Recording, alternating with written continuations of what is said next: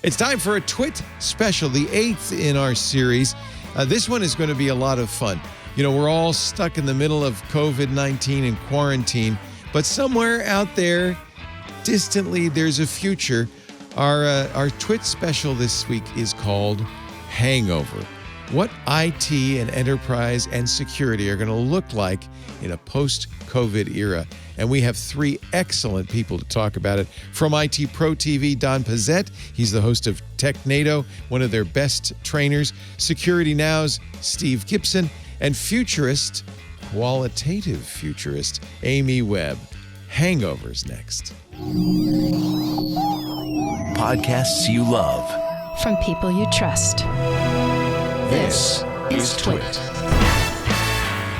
This is TWiT special event number 8, recorded Thursday, October 1st, 2020. Hangover. IT after COVID.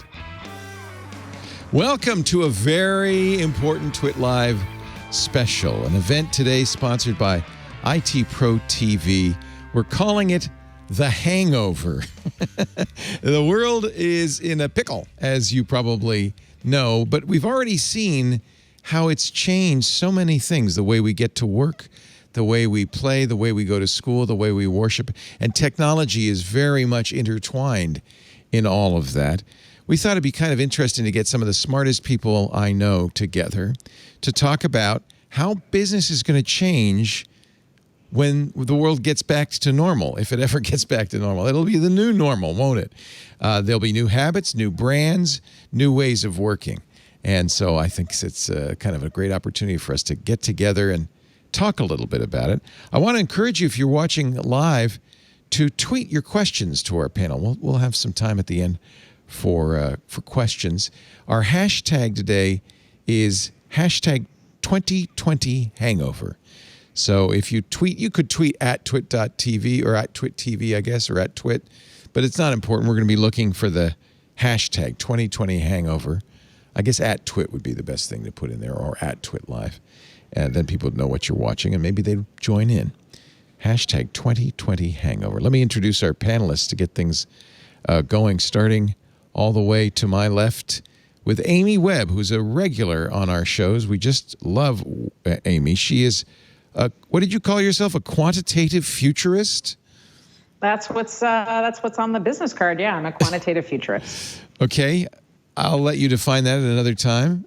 She's founder of the Future Today Institute. She's also an author. In fact, you can see one of her books, the most recent, two of them I see behind you, The Big Nine, which is all about how those big tech companies and their thinking machines could warp humanity. And before that, she wrote The Signals Are Talking, an excellent book about how you can be a quantitative futurist. Amy, it's great to have you. Thank you for joining us today. Really appreciate it. Amy's always such a big part of our TWiT shows. We just love it. To her right, the great Don Pezet. He is the co-founder, and he wanted to be called this, so edutainer at IT Pro TV. He's one of the really smart guys. Not only did he found IT Pro TV, but he does these great classes. He also does a wonderful podcast called TechNado, all about IT. So Don, it's great to have you as part of this. In fact, instead of doing a commercial in this, which we would normally do, I would like to just spend a minute or two talking to you about what's going on at IT Pro TV. So consider yourself warned. All right? All right, I'll be ready. And sometimes I do like to look, as you noticed with Amy, behind, the set that people are sitting on. I see you have a copy of Microsoft Bob and OS2 next to Red Hat Linux. So all of that, that's good. OS2 is one of my favorite operating systems, long gone now, but, hard to give up some of the old things. Oh, it was. And you got 3 copies of Warp, which is even better.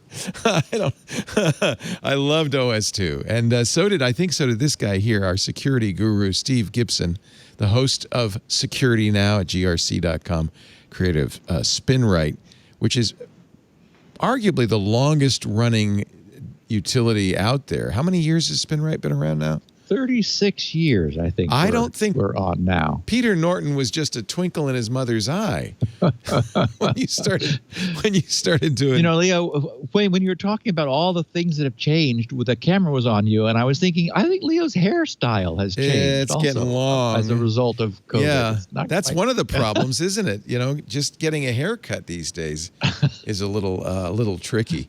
Let me start with Amy and talk a little bit about, as a futurist, how when things like this. I mean, we are clearly in a somewhat unpredictable environment, a kind of a confluence of a bunch of issues: economic, health, and we're in the middle of an election season. All of those things couldn't really be predicted 10 years ago. Is that kind of thing throw a monkey wrench in what you think about the future? Well, I'm not somebody who makes predictions, so that's good.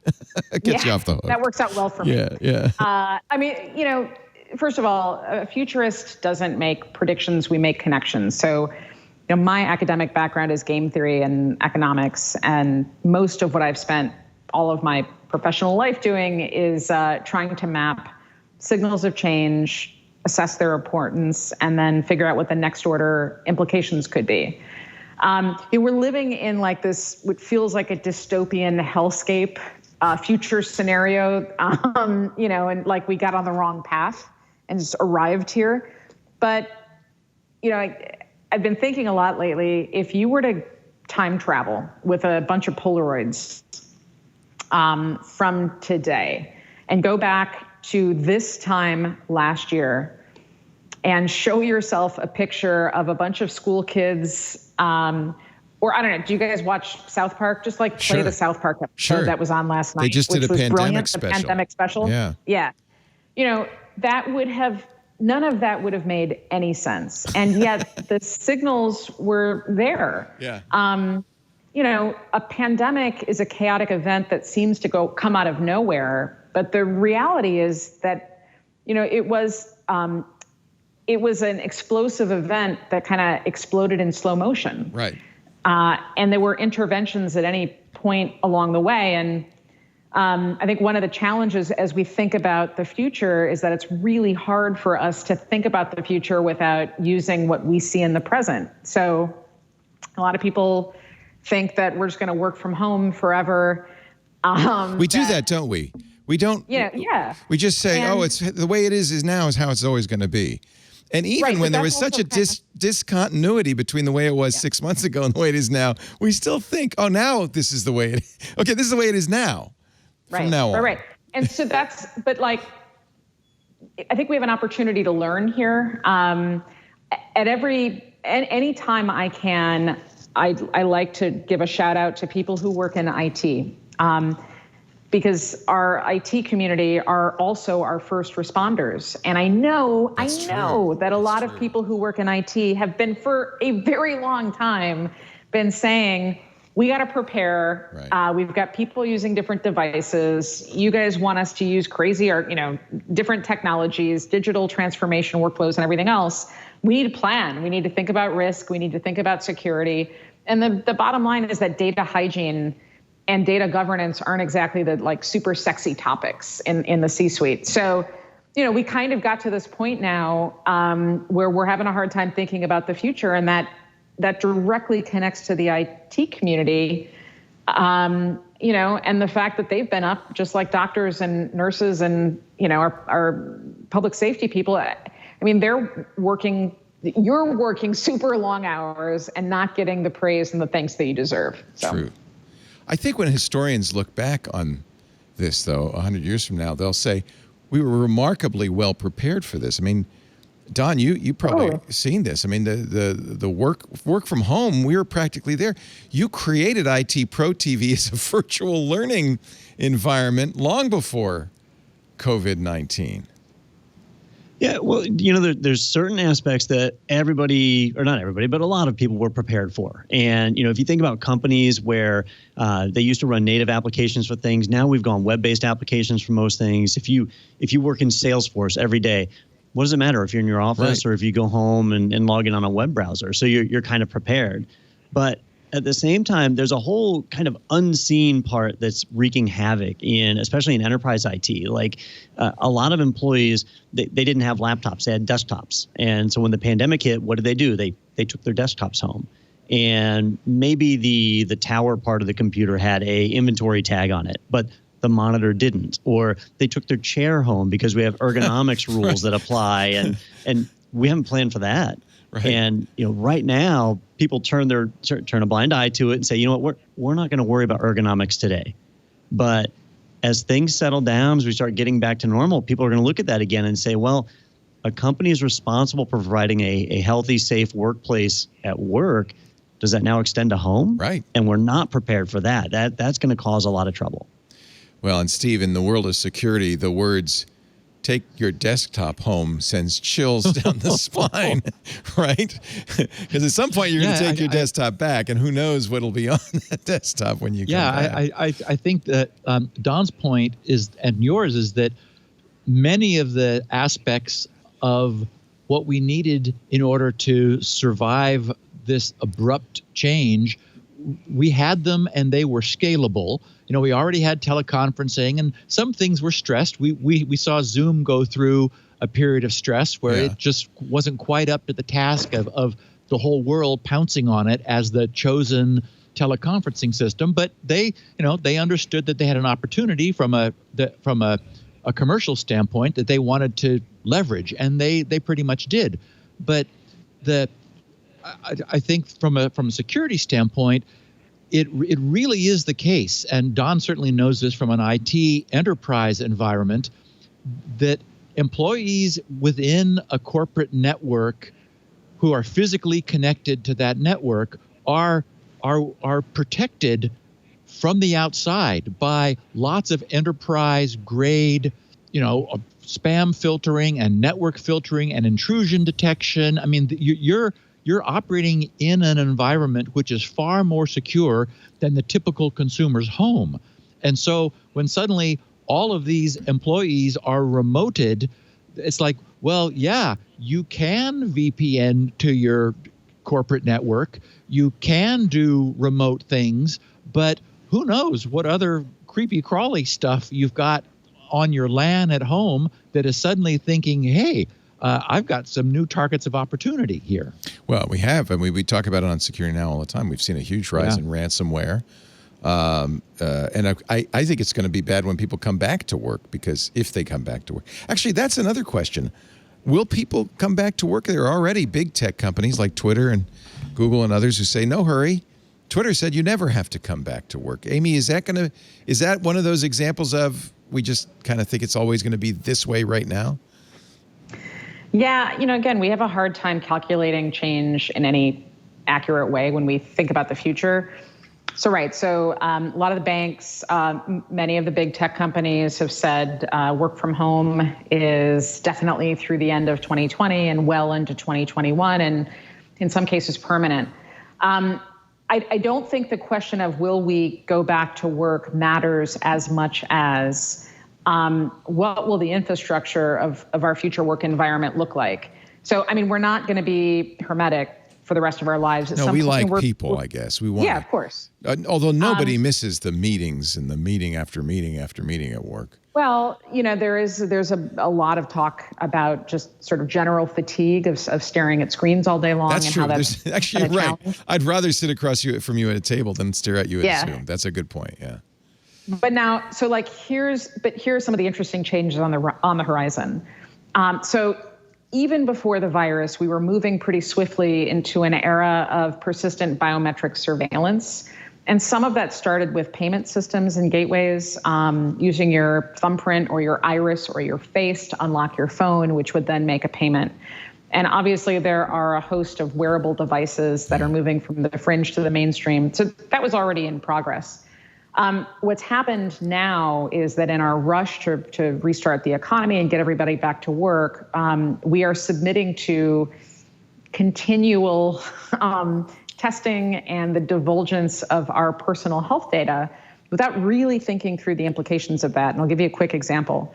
There's a very high-powered person that I know with a very large building in Manhattan.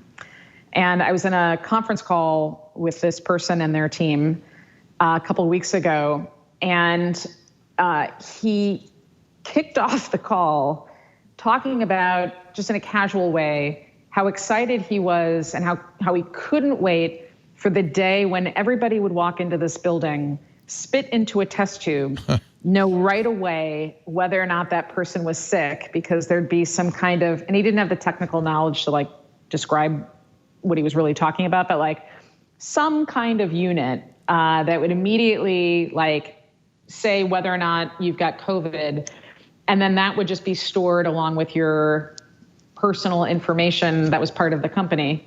And then that'd be amazing because everybody would feel safe and secure, and that'd be awesome. How soon can we get that? And I'm thinking, what are you talking about, dude? Like, first of all, how are you going to encrypt somebody's biometric data?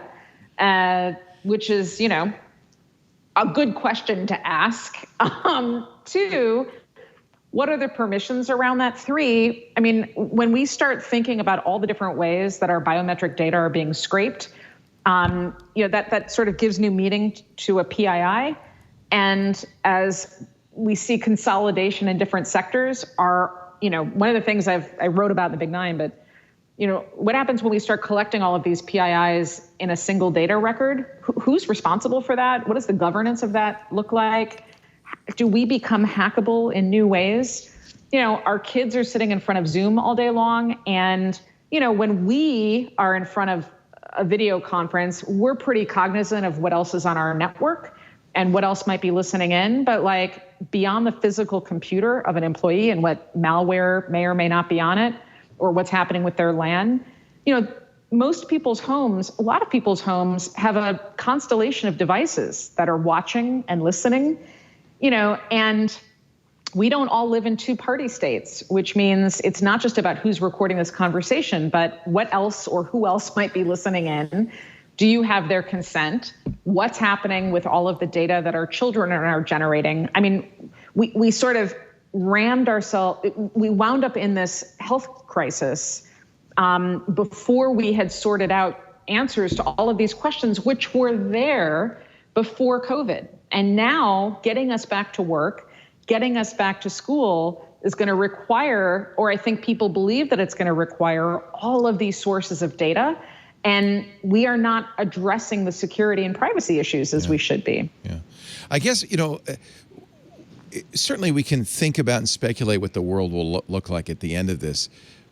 But it's also clear that we can start to see things like that happening, states and governments wanting COVID testing and COVID contact tracing built into your phones, things like that. And I think there are it's interesting because a lot of the people we talk to say never.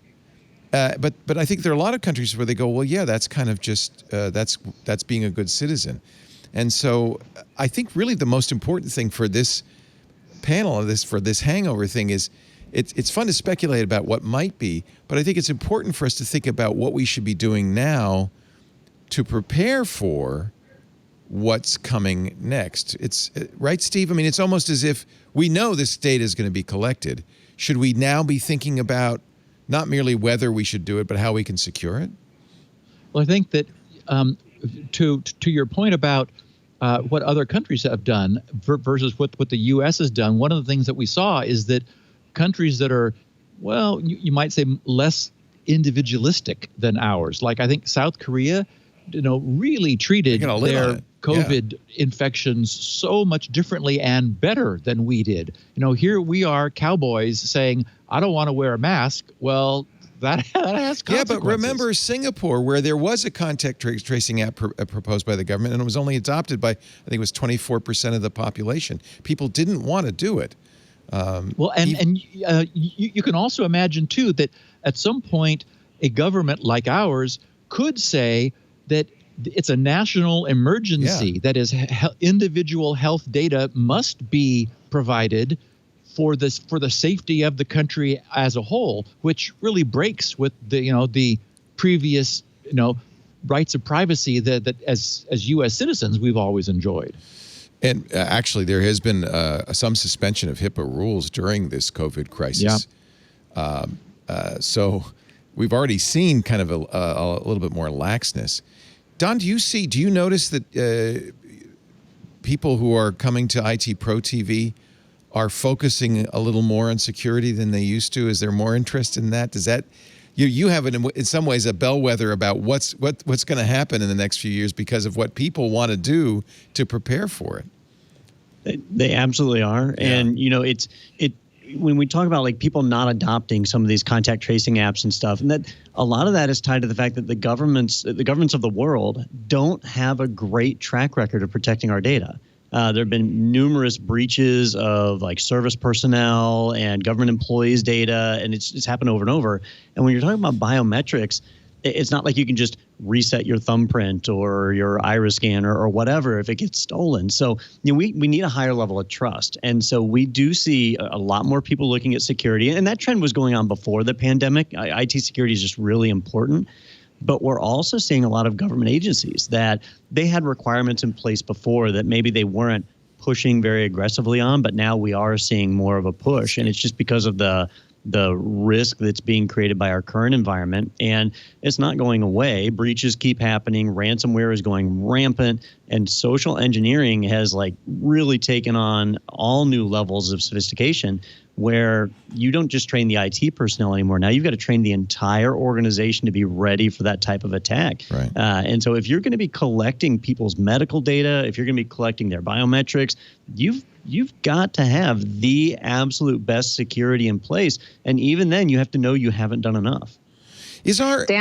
Go ahead. I was going to say, Don makes a really, really smart point. And I think there's an insight worth repeating, which is that our tech, we're heading into a bad Q4. Next year is going to be challenging.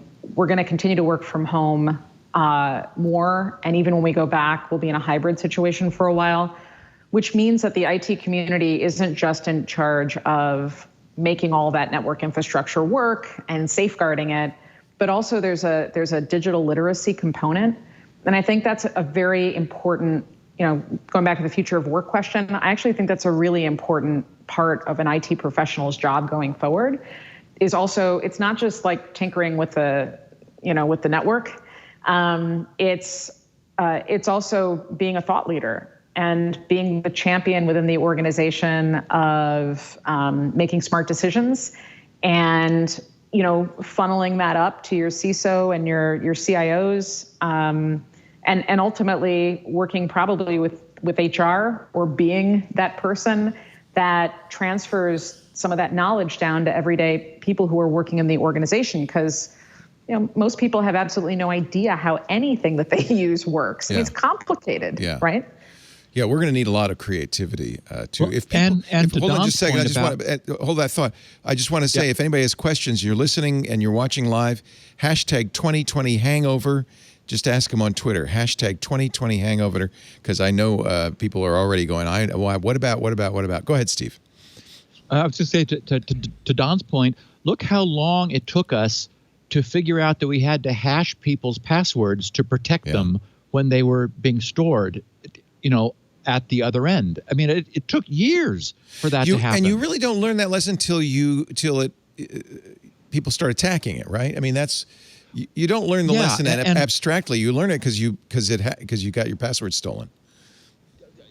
Or I guess also because it becomes easier to do. If the tools that the people are deploying, and these people unfortunately don't care enough or don't know to care enough, if those tools, for in this example, already hash people's passwords, then the passwords get hashed when they're stored. If the tools don't, then the people who are deploying them, who are still don't care, they don't know. Then the passwords are not going to get hashed. Right. And so it's sort of the policy has to get imbued into the technology which is being deployed, because it's difficult to see whether we're going to get people to really care at the granular level. I think they're never going to, and we just have to give them stuff that works out of the box.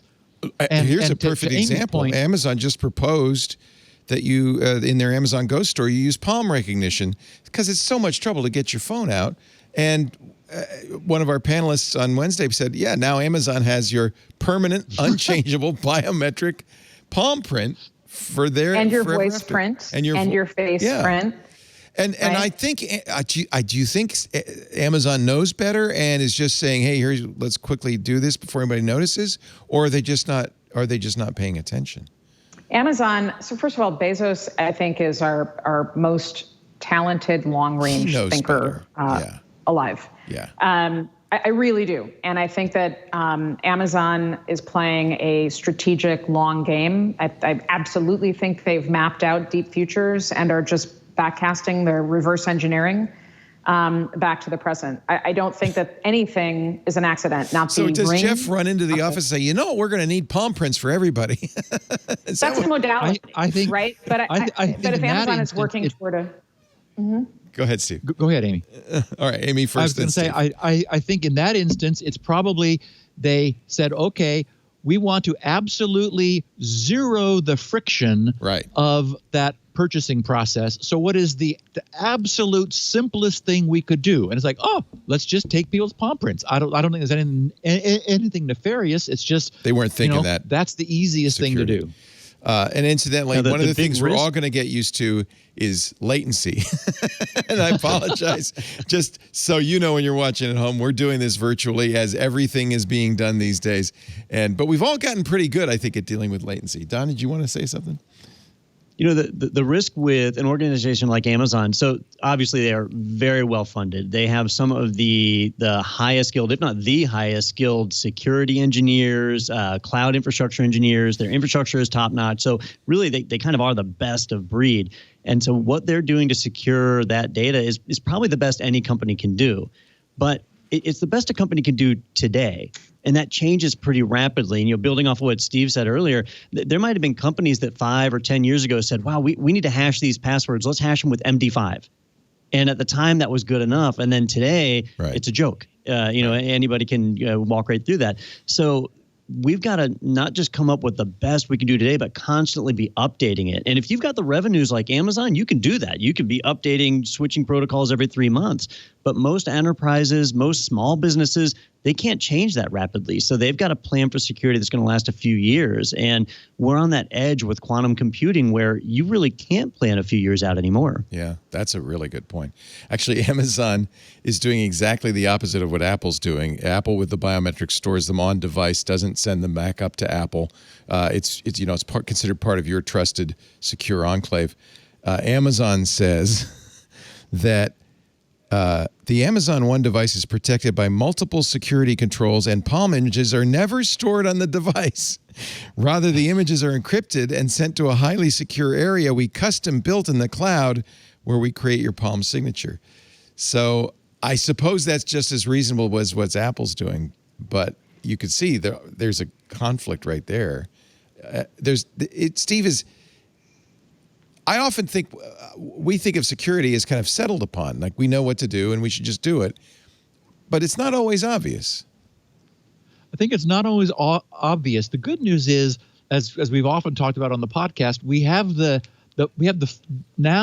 tools, the encryption and the hashing and signatures, and we have all of the components that we need, but we're still having to solve hard problems. In this particular example, the advantage that Apple has with the fingerprint reader is that you're authenticating to that device. Right. So it's only that one device that needs to know you, so your fingerprint never needs to leave the device.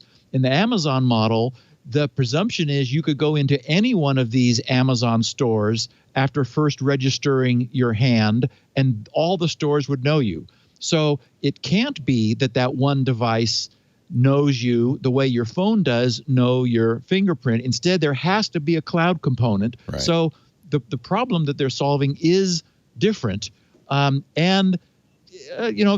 things they can do. It's kind of like the password hashing problem, where you want to come up with something that's hash-like so that they're not actually storing your actual handprint which could then be used to impersonate you, but they've hashed your handprint sort of equivalently so that as long as it's your hand, it'll generate the same hash, someone else's won't, but from that hash, you can't reverse it to come back to a handprint. So we've already solved it. That's how the tokenization works with Apple Pay. You're not giving it. The problem is Amazon wants to know it's you. They don't just want the payment information, which you could easily beacon to them as you walk through your Bluetooth LE phone. They want to associate that account with you, and I think that's the. In order to get the services that we're showing that we want, there is going to be a privacy trade-off. Yeah. I think that's what we're seeing. And, we oldsters seem to be more upset by this than the kids who are like, yeah, fine, here's my password. Right. It's just not, they don't seem to hold the same value that we do. But in order to get the kind of things we want, I think there is a trade-off that we have to make. I want to take a little break here again. Hashtag 2020 Hangover. Tweet your question to our panel. About half an hour, we'll be taking your questions. But I did want to thank Don and his team at IT Pro TV for making this possible. We really appreciate it. IT Pro TV has been a great partner of ours. And as I mentioned earlier, it's almost as if you knew that all classrooms would be virtual in the future someday, because that's what IT Pro TV did. You were, Don, you and Tim were classroom trainers, I understand, who decided to take it on air. Yeah, we saw that was the direction things were going. Online training was picking up, and not like the older style CBTs that are really kind of boring, a voiceover, a PowerPoint, but just, some kind of engaging classroom type experience. And we didn't predict the pandemic. I don't think anybody did. And honestly, given the choice, I'd rather we didn't have the pandemic at all. But when it went from people just being inconvenienced, I don't want to travel to training, I don't want to be out a week, like that made IT Pro TV really work well. Nice. But when it became, I'm not allowed to travel, I can't go to a classroom, now it's online training is the only option. And so we were really fortunate to be in a position where that was what we already did. But that also meant that we were able to jump out and help out a lot of people. We actually had a program in place where we helped out a number of schools that were trying to move some of their hands-on training program they had for computer skills that they didn't have online training. So we said, here, just use ours and jump on. So it was nice to be able to have a leg up on the problem. So people come to you and said, how do you do this? We need to know real quick. Yeah. I mean conferences too, right? Do you guys do conferences for people? We can. Conferences are strange in that they're really about networking. They're really about getting out and meeting people. So when I go to a conference, the talks are nice. Going to the vendor booths is kind of fun, but really it's about meeting people. And that is hard to do in an online format. And so we've done several other types of events. We do our webinars where we try and interact with everybody when we can and have a good time with that. It's really just trying to replace all the interactions that you used to have in person in some kind of online way. And you see some of the platforms like Zoom. If you asked me a year ago, Zoom would be the number one meeting platform in the world, I would not have believed you. You would have bought Zoom stock is what you would have done. Absolutely. If we had only known. And yeah, even if you said, look, everybody's going to teleconference in a year, you wouldn't have probably picked Zoom. I know it's interesting, the Zoom out of nowhere.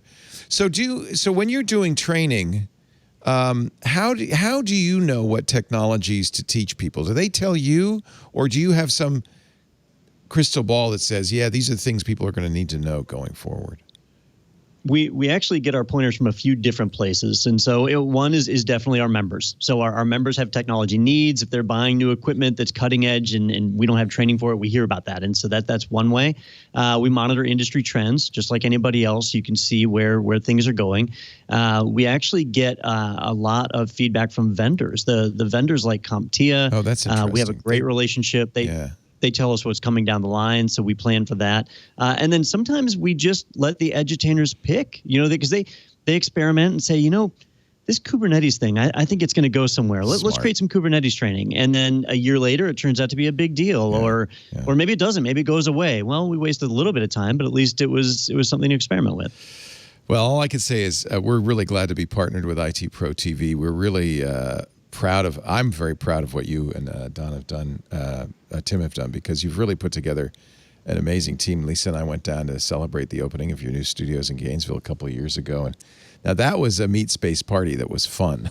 We had a great time. So if you have a chance, go to itpro.tv/twit. Check it out. There's some good offers there, whether you're an individual or you have a team that you want to keep trained and keep up to date on IT skills. Now more than ever, your timing is perfect. This is a great way to learn IT. Thank you, Don, for all you've done. We really appreciate it. itpro.tv/twit. Actually, I wanted to ask Amy as we continue on, again, hashtag 2020 Hangover. The consequences of, and it's not just COVID, there's a bunch of other things that are kind of COVID related going on, but the consequences are more than just working from home, because working from home then means people can move out of the expensive city. California's paying people $10,000 to move out of California. There's a whole demographic shift that could conceivably happen. Do you think about those kinds of, kind of add-on effects as well? Yeah, so that is, I think about that all the time. And tech migration is definitely happening. In fact, Barbados has changed part of their visa program to welcome migrants. I told Lisa that the other day. I said, Barbados is calling, Lisa. Yep. So, but let's think through what this means. On the one hand, it means, and it's not just COVID related, between COVID and environmental changes and extreme weather events and, just a bunch of other things. And the fact that we've got, the cloud, we've got portable devices, there is the internet. We can sort of move around or even be nomadic if we want. But what are the next order longer term impacts of this? On the one hand, it potentially means less density in areas like San Francisco. So on the one hand, that's potentially good for housing prices. On the other hand, you've got an entire support community whose livelihood depended on that density, who are now challenged, and that feeds into the local economy. You have people spreading out to smaller communities that really aren't used to having, a big influx of people who have different types of demands. You may have local infrastructure that's not really set up to handle an influx of people or even people on a rolling basis. And that ranges from traffic to the grid, the power grid, which may not have included projections for a sudden influx of, a couple hundred extra people pulling electricity all day long, among other things. So the place where this starts to get interesting is if you combine the migration that we're seeing, which may or may not be permanent, with some other emerging trends that have been in the works for a long time. One of those is distributed computing. So like in the 90s, I was one of the nerds who connected to Berkeley. You and Steve did that. They had a teletype in the closet, and you'd be connected to the big servers. And yeah, you could. I donated my unused compute to SETI projects. But so that is alive and well now, but it's in mobile devices. So you can sort of farm out the unused when you're asleep, right? You can let somebody else. So that's the opposite of time sharing. Actually, it's more like an Airbnb. It's like Airbnb for your phone. Wow, because you get compensated. Right. So now let's say you've got a bunch of tech people in a place like Bloomington, Indiana, which is where Indiana University is located. They're not, and you've got a handful of people who are mining crypto and they're using a distributed network. Again, it's not going to be a lot of people. But in a place like that, if word gets out, there are these new ways to earn money while you sleep, and you've got technically competent people who are in these places because they provide other things. Like Hoosier Electric is not ready for that. The local telecommunications infrastructure is not designed for that. So on the one hand, it's probably better we see less population density and opportunities for new economies to grow. And if you're a city like Baltimore, for example, this is a huge opportunity for you to welcome highly skilled people in and give them an opportunity to stay and to spread the wealth around in the community. So there's a lot of good that's possible as long as you think through the impacts. Yeah. It's funny because companies like, for instance, WeWork probably aren't doing too well right now. But then, and maybe Uber and Lyft are, maybe they aren't, or maybe because people don't want to get into an Uber, but maybe food delivery has helped them bridge that. It's a very, isn't that the Chinese curse? May you live in interesting times. Yeah. It's a very unstable situation. And with that instability, of course, there's problems, but there's also huge opportunity. What are the opportunities coming out of this, Don? What do you look forward to in, if it's 6 months or a year or 3 years? Where are the opportunities going to lie, especially in enterprise technology? For me, it's access to talent. That when you're an enterprise and maybe you only hire people to be working in the building with you, right? Then you're kind of limited to your local areas, places you have an office. If I have an office in Atlanta and Denver and Orlando, those are now the 3 markets that I can recruit from. But now that we have more people adopting work from home, you now have access to talent all across the country, all across the world. And so you can really bring in some phenomenal people that you didn't have access to before.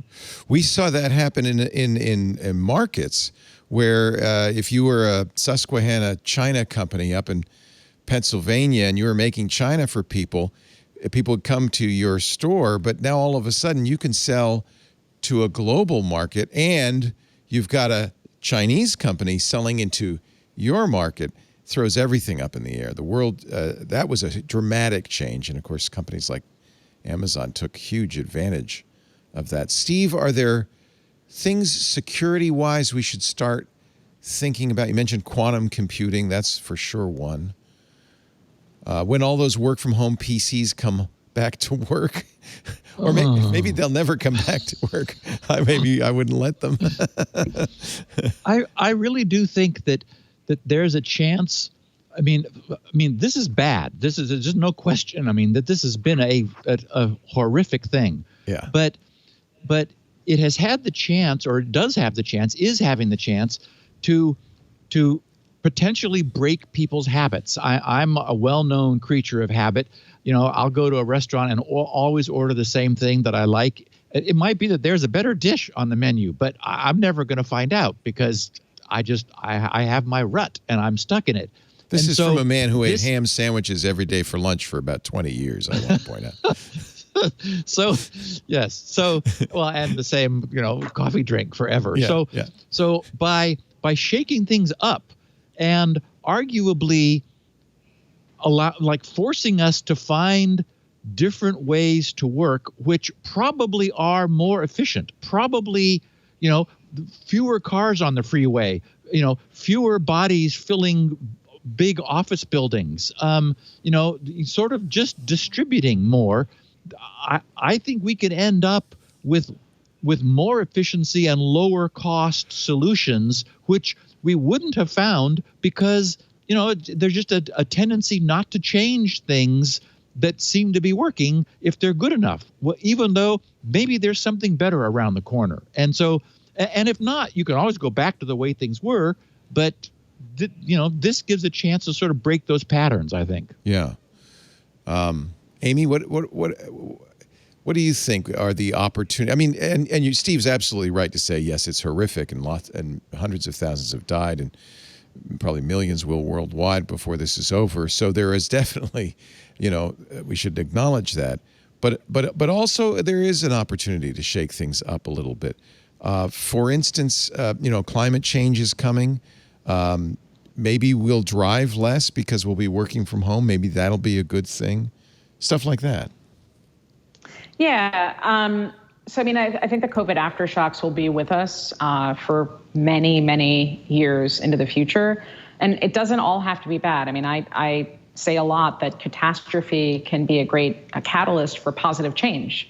And in the wake of this virus, what have we seen? We've seen shifts in regulatory frameworks that have made it, our regulations exist for a reason, but sometimes they can just be meaning, in a way that doesn't add value or provide safety. And I think forcing us to reckon with some of our regulatory processes is, a net benefit. We've seen an acceleration in some key areas of important technologies like computer vision and AI as a service and no-code, low-code, cloud-based systems, as well as, areas like synthetic biology, which is sort of the next wave of biotechnology.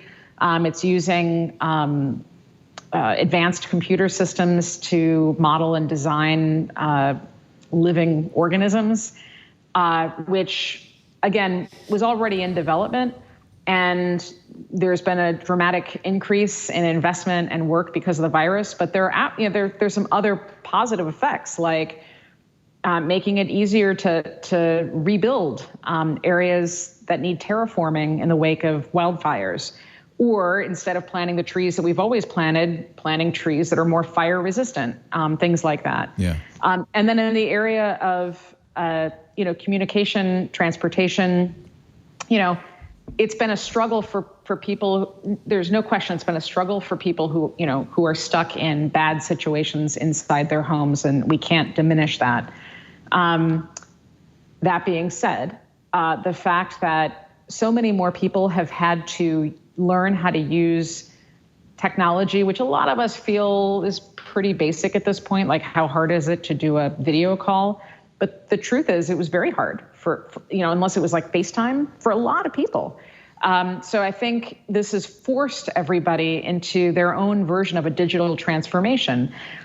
I live in a very, anybody who listens to TWiT knows that my house has a crazy network that we built and a lot of technology. But, I've even been playing with some new tools and I've been playing with new tools and systems to help automate and shore up some of the processes that I use. So, yeah. I've become a network expert. I'm going to have to watch more IT Pro TV because one of the things we do, because we don't travel, we don't take vacations, we've been, beefing up the home network and the home architecture because Lisa's working from home, I'm working from home, and we're going to spend a lot more time there. So we took some of that money we would spend on travel, and we improved the home network, things like that. I guess we're all becoming IT professionals, Don. Well, there's that saying that 80% of the people only use 20% of the features. Right. And what we're seeing is right now when people are forced to work in these tools, right? Take Slack or Microsoft Teams as an example, where before maybe you just chatted and that was it. But now when you're at home, you're working remote, people are taking advantage of those tools a lot more, and they're learning, wait a minute, I can do Kanban cards, I can do checklists, I can handle my scheduling, I can create calendar items that have video meetings tied right to the item, and I get my reminder in one place. They start learning all this crazy stuff. And when the pandemic first hit, that was what we switched our focus to, was let's create training around Zoom, around Teams, and so on. And we were doing it to train our own people as well as other organizations so that they could really get their money's worth out of those tools and become more efficient. And that's something I'm excited about, that when the pandemic is over and everyone kind of gets back to whatever normal is, I think people will have a much better skill set available to them, and we'll see some efficiencies out of that. I wonder if people are spending some of the extra time. I know most of us are spending the extra time watching more reality TV, but some of us might be spending the extra time learning new skills. Do you notice that at IT Pro TV, that people are coming to you, maybe even not even people who want to get a job in IT or in IT, but just they want to get some of these skills? Because they have to run their own. I want to have to run my own home network now. What we found was that when people were at the office, that usually they were dialed into doing their job, and they were very focused and didn't want to get distracted on other things. But when they're at home, they love multitasking, and so they'll watch training videos and other content while they're doing their work. And so we've certainly seen an uptick in video usage based on that, but also there is the unfortunate side, like in the service industry, where there were tons of layoffs and furloughs, and we're seeing a lot of people that are using this time to reskill and say, hey, I'm out of work. I can't go back into my trade. If I were in IT, this wouldn't have happened. Let's get into IT. So we are seeing a big pickup there too. Yeah. We have a couple of questions, but one from one of our hosts, Sam Pruitt. I want to encourage everybody to ask your questions on Twitter. If you're on Twitter with a hashtag 2020 Hangover, there are people in chat as well. You can ask your questions there at irc.twit.tv. But one of our hosts said, "Is what's it going to take for something to beat Zoom?" I guess he's not a fan, or maybe he doesn't feel like Grandma needs Zoom. He says to check in on the family. But she thinks she does because everyone says they're on a Zoom call. He thinks Zoom might be the new Xerox or Kleenex, the new generic term. Steve, you look at other video conference stuff. We've been using Skype since we started 15 years ago. But I don't know if Skype's the right tool either. I can't get a lot of my family members to use Skype. Yeah, they seem to understand I think Zoom. that Zoom got a few things right because they recognized that, again, minimizing the friction is the key. Right. And the idea that you can just give someone a link and they click it and it sort of happens. I mean, what we hear from people is they didn't realize it was that easy to do this. And so I think they got that part right. And we see that it is difficult to unseat something like Zoom at this point. I think this one may be baked. Wow. Should have bought that Zoom stock when I had the chance. I think also, though, I think people are a little tired of it. And I do think when people can emerge, they will. What do you think, Amy? Are they going to come running out, or will we be a little shell-shocked and just peek a little bit around the corner a bit at a time? How is it going to end? Yeah, how's it going to end? I don't know how it's going to end. I can tell you how it's beginning, if I can steal a line from the Matrix-ish. So, unfortunately, we are sort of shackled and limited by the squishy computers that are inside of our heads. Yes. And the challenge is that humans are super good at pattern recognition, and we develop new habits quickly. I know it may not seem that way if you're trying to lose weight or create some healthy habits, but if left to our own devices, we create those new habits quickly. So what's starting to happen is a widespread behavioral shift. And just as it feels like, if you've had the experience of taking an online exercise class, for example, and seeing a bunch of other people in the room, it feels jarring. Or watching something new and seeing other people not following, COVID protocols. Again, those things feel weird. And the reason that they feel weird is because we've become acclimated to this new way of living. It's true. When I watch old movies, I think, those people are crazy. What are they doing? Right. All talking so close to each other. Stand back. Right. And there are plenty, yes, but there's like many examples throughout recent history, where the same thing has happened. So, going forward, you may feel Zoom fatigue, but it may start to feel more strange to be on a telephone call where you don't see the person. That's true. And their face. Again, we have to just bear in mind that none of this is zero sum. Going forward, things will be different. But probably not in the way that you're currently imagining, and that's because you're limited by your own worldview. Right. One of the things I had one. Go ahead, Steve. One question for Amy. What's the feeling about people goofing off when they're allowed to work from home? What are the what's the feedback from the employer side like without that kind of control? So we actually didn't talk about this, but I'll give you a great example. So most of what I mostly work with my company advises very large corporations and government agencies around the world. And one of the things that we've been tracking recently is synthetic media and content related to gaming. And here's why this matters for you. So we just started to see the first instances of robo-doping. There was a guy, a YouTuber, who in the UK, he's an athlete. And because of the virus, a lot of professional athletes are now participating in online events where they still have to physically exert themselves, but they're doing it inside of a gaming platform. So this one is called Zwift. It's a cycling platform. So you have to ride an actual bike, and you have to ride really hard and really well, but you're doing this inside of like a game. Anyhow, here's what happened. This guy was able to level up by and get better and better bikes, so that on the day of competition, he would be at the highest level with the really awesome bike and the best possible avatar to compete against other elite athletes. The only way to achieve that would have been to already be an elite athlete and then ride super hard for very long periods of time. So he didn't do that. He built an algorithm to do that for him. He built a bot. And won the event, and then it was pretty obvious that he cheated. Oh my gosh. So I don't think it's an isolated event. I think we're on the precipice of a new generation of people figuring out how to hack their productivity in unusual ways. I mean, what would be the equivalent of robo-doping on the job, or robo-doping at work, or robo-doping at school?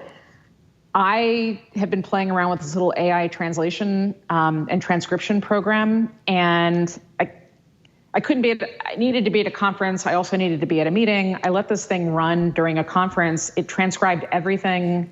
I could highlight in real time. I mean, it's like phenomenal, but I was thinking of myself in college. I could have just let this thing run my freshman year. Totally would have been fine in all of the classes that I took, and I would have taken that year. I could have taken 3 times the number of classes. I mean, so it's interesting that you asked that question about goofing off, because what I'm thinking about is there'll be people who goof off, but I'm also seeing this new wave of people who are going to who have figured out how to work from home or work from somewhere and are starting to harness these tools to give them like an unfair competitive advantage or just a more clever advantage. I don't know. That's one of the things you can always count on the human nature to game any system that presented with, we will figure out a way to get around it. It's pretty impressive. They've already figured out how to do that. And I bet you there's more than a few high school students who are saying, shh, Amy, you're telling them my secret. I haven't been in class in days. One of the things we also see, thanks to COVID, is kind of a breakdown of some of the things that we thought were really good ideas. For instance, just-in-time manufacturing, not having inventory. And as a result, as the supply chain breaks down, the whole system breaks down, right, Don? You can't get toilet paper all of a sudden, or you can't get, a lot of things are still out of stock.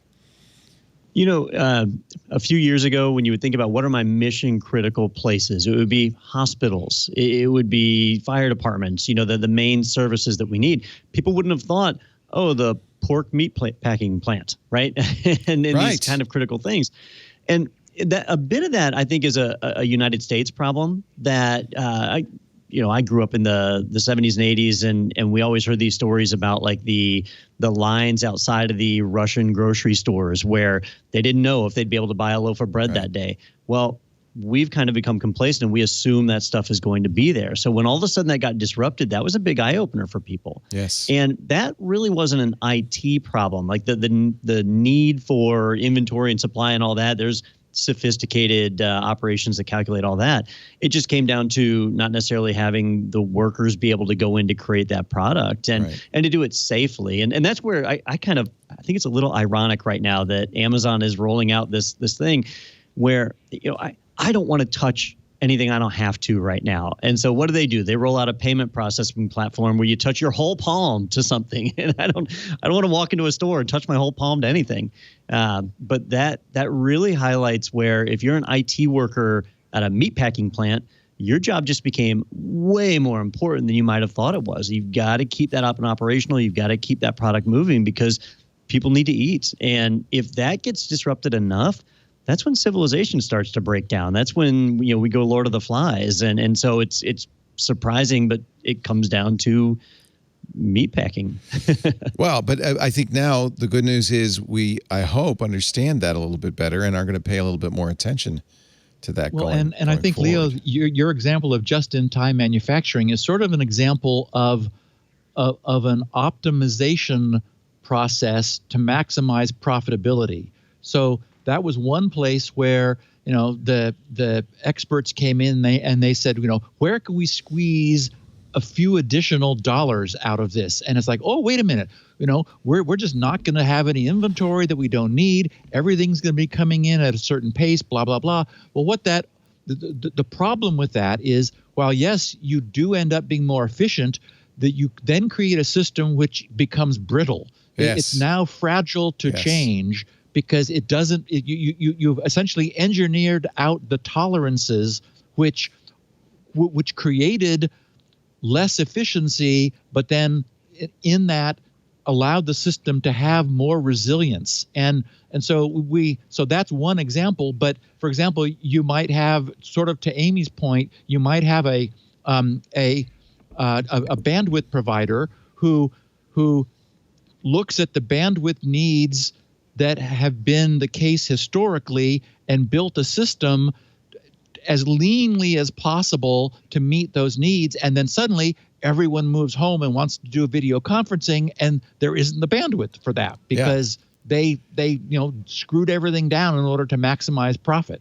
And again, tip of the hat to the IT professionals all across the country, all across the globe who've turned up the knobs on the infrastructure. So we have been able to, surprisingly, I know there were a few disruptions early on, but we surprisingly have been able to handle the move from the office to the home. To your question, we're going to start taking questions now from both the chat room at irc.twit.tv and from Twitter with the hashtag Hangover 2020. And to your point about people goofing off, Steve, Ripple Riders wondering about increased monitoring of people working from home by their employers, if that is going to be a consequence of that. We've seen systems, haven't we, that monitor to see if the employee is there and working? And some of them want the camera on the whole time. The whole so time. It's not just about key logging, or, you hope it's not key logging, but it's also literally watching you. Yeah. I hope Zoom does it. Zoom will let you know if somebody's minimized the window or put it in the background. Oh, there you go. Is that a legit concern, Don, do you think, from employers? That I know we always worry, but we actually been very, it's funny because we had to send everybody home too. And we were kind of a little nervous about, well, is the job going to get done? But people are pretty committed. And when you know what your job is, they seem to get the job done. But I imagine it is a concern. Yeah, there's two challenges, right? So one challenge is just quantifying, measuring, right? There are many jobs that it's easy to measure whether or not you're doing the job or not. If you're a salesperson, you hit a sales quota. If you are a programmer, you write a certain amount of lines of code, or you meet your milestones and your sprints and so on. And so for personnel like that, if they're working remote, you don't have to monitor them because you can tell if they're not doing their job, the work is not getting done. Right. But there's a lot of other jobs that are way harder to measure, that aren't as easy to stick a number on like that. And so that's where, you may need to monitor. But even if you didn't have to, you still want increased communication with your remote workers because you've got company culture, right? You used to talk to people in the hallway, meet at the water cooler and chat, and you lose all of that when you go remote, which means you don't build that personal connection with your coworkers, and a lot of times that leads to higher turnover. You don't retain employees because they don't have that emotional bond with the organization anymore. You mentioned the rise of Slack. Is there a Zoom for this category? Is it Slack? Is it Teams? What is the enterprise settling on for this kind of messaging system?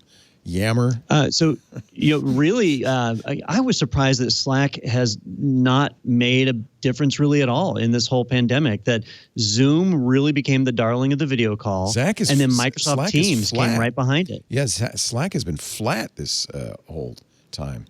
I'm shocked. That's who I would have predicted becoming the big player. They were popular in Silicon Valley. They let people communicate. But Microsoft Teams is really, they've been just ratcheting out the features. And so many companies were already on Office 365 or now Microsoft 365. So they just chose that as their platform. Who's the big winner out of all this? Is it Microsoft?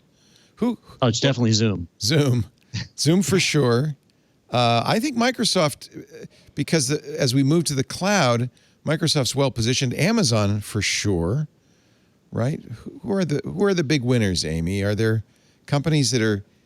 I mean, the big tech companies have all done very well. That's right. So unquestionably, Amazon is the clear winner. Their financials show as much. Online shopping is up 500%. Wow. AWS. And that may not go away. That's not the kind of thing that subsides. That's a habit that people get. Right. And that's actually not hyperbole. It's literally up 500% over the year over year for at least for September. So Amazon is a clear winner. Microsoft, which we don't talk about because it's not exciting, is critical infrastructure that runs the country. So, Microsoft is doing well. And if anything, people are spending more time with Microsoft than probably with Google than they had before. Most huge corporations are using Microsoft. The cloud sharing systems, cloud share was already sort of a race going into the year 2020, and that's certainly ramped up. But also companies like Oracle Really, Oracle? So explain to me, because I'm not an enterprise guy. Maybe Don and Amy, you can explain why Oracle. It doesn't feel like they are a 21st century company, if you'll forgive me. Maybe they will be when they own TikTok. I don't know. I hear you. But I also see a sort of panic mode and companies rushing into digital transformation because they just weren't ready for this. And there just aren't a lot of companies. We're talking about data transfer and encryption. These enormous companies that can work at platform scale, that can do a lot with a lot of data. There's not that many out there. We just don't talk about them very often. Oracle has kind of repositioned themselves from the database company to the cloud applications. And then there's TikTok, of course. Let's not forget TikTok. Actually, you joke, but companies like Netflix are probably going through the roof because we're spending a lot more time at home and they're watching TV. Is there an Oracle certification program, Don? There's a couple of them. They've got ones focused on their database product that is, really what their claim to fame is, and that's been popular for decades now.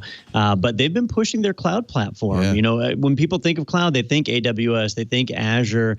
You've got Google Cloud Platform, and you've got Oracle pushing theirs as well. And with their people, for companies that engage with Oracle, we're talking about millions of dollars to get these contracts set up and support agreements. Yeah. Absolutely. And those are the same people that are resistant to go into the cloud. But now they're seeing this need to absolutely do it, and Oracle will hold their hand and help them do it. So they're kind of growing their platform. I'm curious to see where they go in the next 5 to 10 years, but they're certainly not the market leader, not by a long shot, but they're participating. But they're a recognized and trusted name, and so you're right, especially with these companies that have been slow to go to the cloud. Here's a question both for Don and Steve, comes from the chat room, and Digmax. He says, or is it Digimax? Digimax. He says, BYOD. Is this going to be, this was something that changed the face of corporate technology when employees insisted on bringing their iPhones, bring your own device into the workplace. Does the work from home situation lock in the need to allow BYOD in the enterprise? Is that it? Is the war over? Don, what do you think? The biggest challenge the companies are running into is they used to be able to put a fence around their product. So let's say you had a web-based application and you could say, hey, it can only be accessed from IP addresses at the office. And so you knew that you could control what devices were allowed to get onto it and so on. But now that people are working from home, we've got to open that up, right? Or put in VPNs and complexity and so on. And so it becomes harder to maintain that fence. So you might not want BYOD, but it might actually be happening and you don't even know about it. So it's better to just plan for it, to adopt it, make sure you put some policy in place to secure it. Somebody in the chat room said, oh, I thought it meant bring your own desk home from work. There's that too.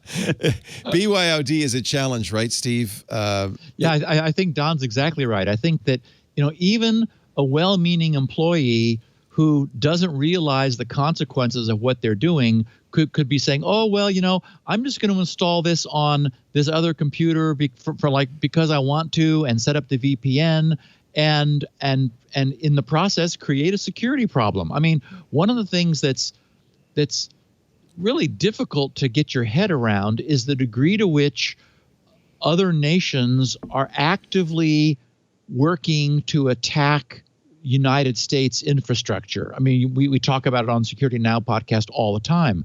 And so, all of these satellite employees are suddenly new juicy points of attack. And it's so easy for someone to click a link in email innocently and get themselves infected. Oh, man. Talking about the social dynamics, as Amy was earlier, there was a study that showed that phishing training, that is training employees to be super cautious about email, has this fade of about 6 months. So you can put a whole company through training, everyone's all revved up, and they're on their best behavior for a month or two. And then it inevitably just begins to fade a little bit. And the idea of all these little satellite installations and requiring every single person there to behave perfectly, because as we know, security is about the weakest link, and it just takes one person to click one link to infect one computer to allow a bad guy into the corporate network when they next hook up with the VPN on that machine. And from a security standpoint, it's just terrifying. Well, that's, in fact, as much as we've seen the rise of ransomware and big companies being taken down by ransomware, I'm surprised we haven't seen more, believe it or not. There's just so many people that working at home now. Careful for what you say you're surprised about. Yeah, I don't want to. No, but it is pretty amazing that there hasn't been like a wide-scale DDoS attack or it's been pretty remarkable. Yeah. What's that? A ransomware apocalypse. Because with people working at home, they are opening those emails. I mean, they really are. I'm sure they are. Maybe it will happen when they bring the laptop back into work. I don't know. One thing we have seen, and Steve, we've talked about this on Security Now, is that ransomware, the more sophisticated ones, not the script kiddies using ransomware as a service, which is another trend that's just depressing as hell. But the people who are doing it a little bit more sophisticatedly, targeting, are spending a little more time as an advanced persistent threat on the network before they trigger the ransomware. So it may in fact be that in a couple of months or 3 months, we will see the consequences of this, because maybe they're all in there just... So the seeds have been planted. Yeah, they're wandering around, they're exfiltrating data. Is that what's going on, Don? Have you seen that? Yeah, one thing they learned is it's actually pretty easy to, it's hard to prevent people from getting infected, but it's easy to plan for ransomware. That if you're using cloud storage, for example, a Dropbox, Google Drive, something like that, and your machine gets hit by ransomware, you just go to your Google Drive or go to your Dropbox, and worst case scenario, it got encrypted, so you roll it back to the day before and all your data's back again. So it's kind of easy to get around it and not have to pay the ransom. So how do they still hold that cudgel over your head? Well, they exfiltrate some of your data first. And then they say, all right, well, yeah, you might be able to decrypt your own data, but now we're going to release it. So you've got to pay to stop that part. So ransomware has gotten a little more aggressive, developed a little bit further. And that's one where I'm just surprised that our government has been so incredibly ineffective at stopping it, putting anything in place from a legal perspective, going after these people. When you get by ransomware, they always have reach out to this email address for support, and that you chat with them. Like, you can contact these people. It seems like we should be doing a better job, prosecuting. Well, that's an interesting thought. I wonder why we're not. They sure got the kids who hacked the Twitter accounts quickly. Didn't take long to do that. Maybe they should go after the ransomware people equally vigorously. This one's for Amy from Kimbrough. This is a tweet. Hashtag again, Hangover 2020. I'm sorry, 2020 Hangover. Start with a year. So that we can do this next year. Kimbrough SD tweets, with travel down and avoiding crowds. It's changing many folks' old conference centers like the Las Vegas Convention Center. I remember that. Remember that? And Moscone. Oh, yeah, I remember that. And of course, we're talking about New York City as a ghost town.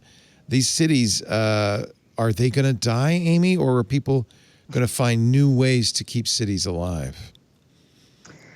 So I'm based in New York City, and our company headquarters, are in Union Square. It's a ghost town, I hear. It was. I went back into the city a couple of weeks ago to check on the building and pick up some packages, and it was a really awful experience. It reminded me of what the month after a zombie apocalypse would look like. There's nobody around. Things were boarded up, and it was rough. And we should point out this is an aftermath because COVID has actually been pretty much shut down in New York City, right?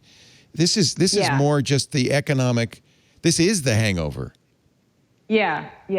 So listen, the good news is that we all know that going through an actual hangover is pretty awful. You don't want to do it again, but it's not permanent.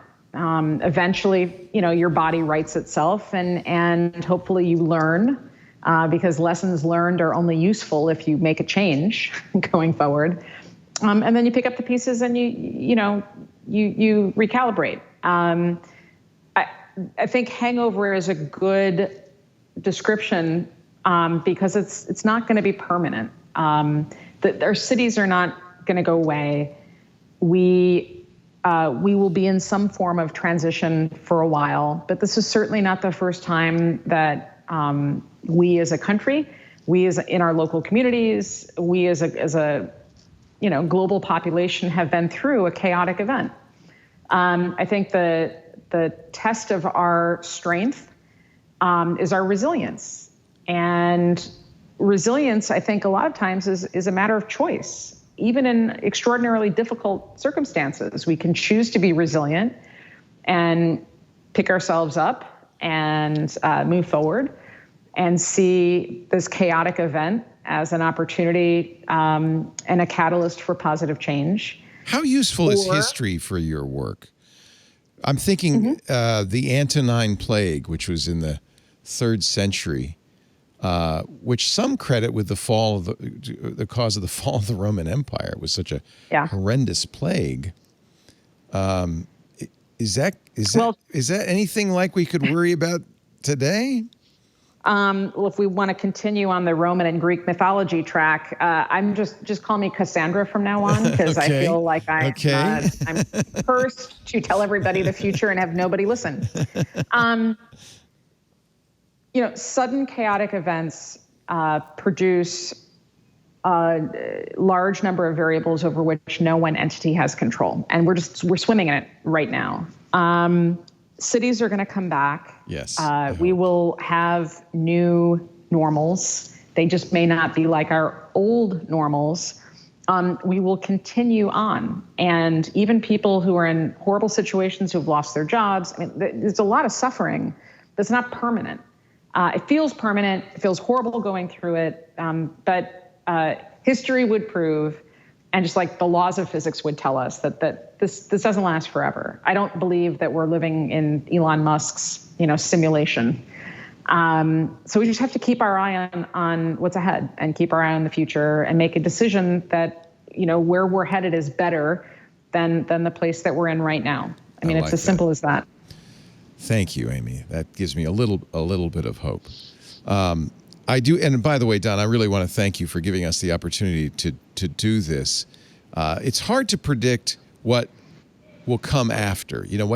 There will be a hangover, as you say, Amy, and hangovers do go away eventually. But I'm wondering if I could ask each of you one by one, and we'll start with Steve, what your prescription would be now. They say if you're preparing for a hangover, drink a lot of water, take 2 aspirin before you go to bed. What would your prescription be today so the hangover is not so bad when this ends? What should we be thinking about right now? That's a tough one. I'm just looking at this, I guess, primarily from a security standpoint, which is sort of my focus for these things. Can we improve our practices? Can we? I mean, we should be doing that all the time anyway, I guess. Yeah, and so everything is on a continuum, and I guess I would suggest that enterprises not take the security of their remote employees for granted. And again, they probably don't, but I would argue that they're probably not investing as much as they should in understanding what the danger is. And it often also takes time to produce a mature response. So, for example, everybody's now using a VPN to hook into the network. Well, probably that was done more quickly than was expected because no one anticipated this. And so those connections may not be as secure into the corporate LAN as they could be. And once the problem seems to be solved, oh, look, everybody's connected. Well, then IT's got other problems that they've got to, go back to what they would have been spending their time doing. So it's easy to sort of say, well, things are working, so we're okay. And of course, they always are until they're not. And so I guess the only thing I can think is that my feeling is that, as I said at the start, I don't think things will go back the way they were because I think this gives us a chance to find better solutions, to be shaken out of the habits that we had. Maybe going into the office only a couple times a week rather than sitting in your chair there from 9 to 5 days a week. But so I think once this is over, there's a chance that we will have at least had the opportunity to find better solutions. If not, we'll go back to doing things the way we were. But I'll bet we don't. I'll bet that things change. And that suggests that the model, the security model, will also have permanently changed. And the enterprise really does need to respond to that in the long term. This is an opportunity that shouldn't be passed up to tighten down those bolts. In a way, it's kind of like the Zoom model is actually pretty good, which is when we needed it, we leapt into it. It was there. It was pretty much okay. But as we started using it, Zoom made the steps they needed to make it more secure, more reliable. Right. And this is that opportunity, not to put, we had to rush in and everybody had to work from home. We had to do things very quickly. But now's the opportunity to really lock that down because I think you're right, Steve. I don't think it's going to go back to the way it was. Life will have changed in some ways, and many of the tools and the processes that we've adopted during this crisis will persist. So now's the time to get those working right. And also consider that the best epidemiologists and virus hunters are telling us they're noticing that these events are occurring more frequently and they are becoming more severe. So consider that this is not the last such thing that we may all be alive for. You have to imagine that we will have a much better response next time. And so, if this was a dry run, then it's been good because it has shown us where the weak points are in the system, and we have the opportunity to fix them for next time. You bet. The cracks definitely are there, but now that we know they're there, we could take care of it. Don, what do you think? What's your prescription for today as we prepare for tomorrow? So I'm a little more skeptical. I think that there are certain things that will change, but by and large, I expect we're going to end up back very similar to the way we were before, at least as far as work and IT goes. But the big silver lining, something a lot of organizations are missing out on, is that there are corporate headquarters all across the United States, all across the world. There are schools all across the world that are sitting empty right now, and it is the perfect time for infrastructure upgrades. Yes. Does your wireless suck at work? Yes. Of course it does. Now's a great time to go and upgrade those access points and do all those infrastructure projects that normally inconvenience people. You can do them in the middle of the day right now. So, take advantage of that while you can. But also, I really believe it's an opportunity for education, that people can multitask, they can learn, they can try new things, learn new security procedures, new software, become more secure. And if you look at just like Zoom as an example, Zoom today compared to Zoom on day one of the pandemic is way more secure. They've fixed so many different things that's a huge benefit that we're going to get out of this. So companies are going to be better off whether they want it or not once everything goes back to normal. Knock on wood. I like that. And if we do all go back to normal, I'll buy you a beer the next time I'm in Gainesville, okay? How about that? We can sit welcome across anytime. the table and talk to one another. How about that? What a thought. Amy, you don't just look at the future. I mean, now is when the future begins. The future starts today. What do we do today for the tomorrow? Right. So this is sort of true of anybody in any industry, but when we are collecting information about what's happening, we tend to look very narrowly. And if we don't intentionally force ourselves to broaden the aperture, that's how you miss the signals that influence the future. So the easiest and probably most important thing that everybody listening can do right now is to intentionally look for signals of change outside your immediate sphere. And you know, you can pick a couple of different areas and just start scraping information, use an RSS feeder, pull information from sources that you just wouldn't normally, you wouldn't normally pay attention to. Look at patent and trademark office filings. If you spend 10 minutes a day reading sources of information that are adjacently related to what you do, that is going to help you see change faster. So start looking at changes in public health, in infrastructure, and in beauty and luxury, in travel, but then intentionally link those signals of change back to you and what you do. And if you do that, you're going to start making connections that you would have missed otherwise, and that will give you insights about how the future is being shaped in the present. Wow, that's great. And you seem pretty optimistic, which I like. Are you joking? Well, I mean, I'm a pragmatist. Long-term optimist. Short-term, maybe not so much. But let's put it this way, because literally nobody's ever called me an optimist before.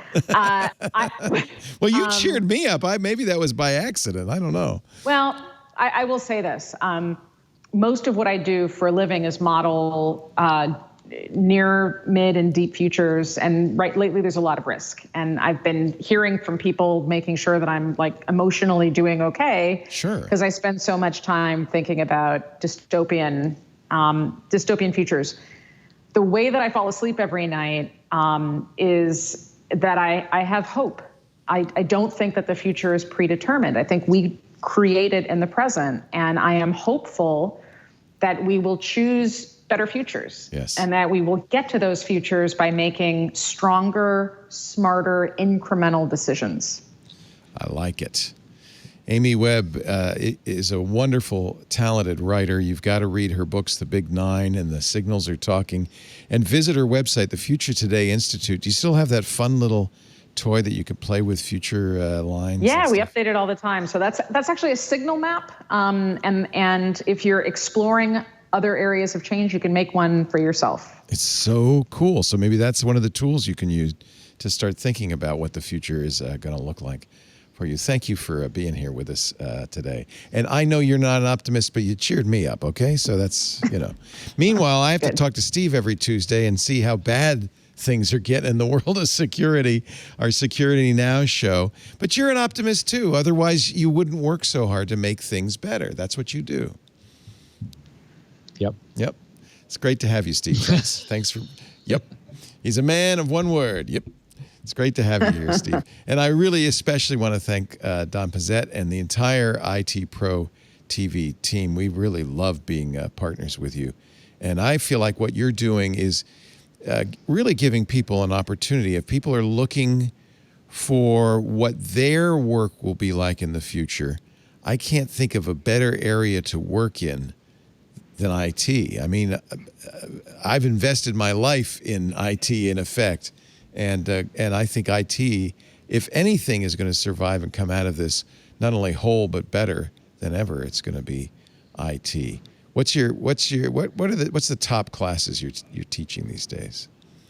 It depends on the type of person. So if it's somebody new getting into IT, CompTIA A+, that's like our number one course. That's the big one. I always thought that was. It still is. That's interesting. Yeah. But on the business side, it is Security Plus. CompTIA Security Plus for government as well as business. They recognize the need for everyone, not even just people in IT, but really everyone who uses an electronic device needs to be aware of security at a certain level. They need to have end user training. And so we have that. We have our certification-based training like Security Plus, which is good for IT professionals. And we've got end user training, which is good for anyone in your entire organization to be able to help you kind of get your feet on the ground as far as where you need to be security-wise. And, you just threw it up on the screen there, the SY0501, that's the current Security Plus. The new one's coming out next month in November, the 601 exam. And so we are filming that right now. We always keep that one up to date because we know how important it is to every organization. So that's first and foremost on everyone's mind. It's a pretty good job you got there, don't you think? It's kind of fun. Don, it's great to see you. Don also does a fun and very informative podcast called TechNado. You'll find that also at itpro.tv. Thank you, everybody, for joining us. I thought this was going to be a little grim, and actually, in a way, maybe it's just me, but I feel like as we start to think about what the future holds, I think there is real opportunity for us all there. And if we could just stay safe, stay healthy for a little while longer, I think it's going to be great. Amy, I will see you on This Week in Tech on October 18th. It's going to be the birthday episode for Amy Webb. We look forward to that. Of course, Steve, I'll see you Tuesday for Security Now. And yep. Don, you and I, a beer in Gainesville, okay? All right. We'll be here. Thanks, everybody, for joining us. Thanks to IT Pro TV for being a great sponsor and a great host for this panel. I think we've all learned a little bit. The Hangover, as Amy said, it's painful right now, but all hangovers end. Thanks for joining us. We'll see you next time. Bye-bye.